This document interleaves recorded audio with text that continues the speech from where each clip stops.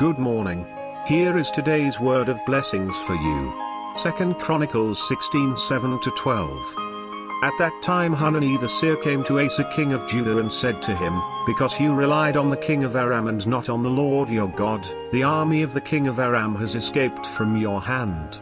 Were not the Cushites and Libyans a mighty army with great numbers of chariots and horsemen? Yet when you relied on the Lord, he delivered them into your hand. For the eyes of the Lord range throughout the earth to strengthen those whose hearts are fully committed to him. You have done a foolish thing, and from now on you will be at war."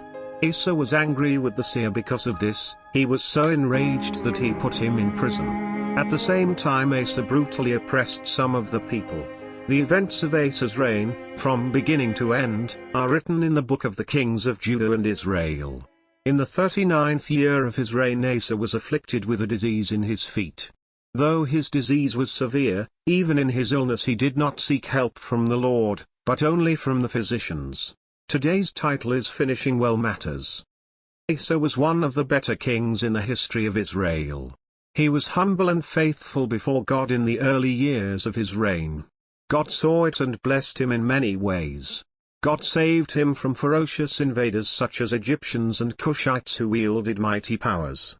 I believe some of Asa's words and are one of the greatest anthologies of the Bible and worthy to be ingrained in the hearts of all Christians. One that I personally love is his prayer to God when he was facing the mighty Cushite army. He said, "Lord, there is no one like you to help the powerless against the mighty. Help us, Lord, our God, for we rely on you, and in your name we have come against this vast army. Lord, you are our God, do not let mere mortals prevail against you." This prayer shows his wholehearted trust in the mighty God. He not only believed it in his mind but acted on such trust right before the huge enemy. He started and led the great spiritual revival of the kingdom. So we are surprised and shocked at his sudden about-face as we see in today's passage. Here, the seer or prophet Hanani rebuked Asa as relying on the king of Aram and not on the Lord your God. At the rebuke, Asa didn't humble and repent before God. He rather gets angry at Hanani and puts him in prison. Not only did he put Hanani in prison, but he brutally oppressed some of the people. Hanani's words were proved to be true later on when he did not seek help from the Lord but only from the physicians for his afflicted feet. What happened to Asa? What caused him to make such an about-face? We will never know. But what we know is that potentially anybody can make such a bad about-face of faith despite such an admirable past.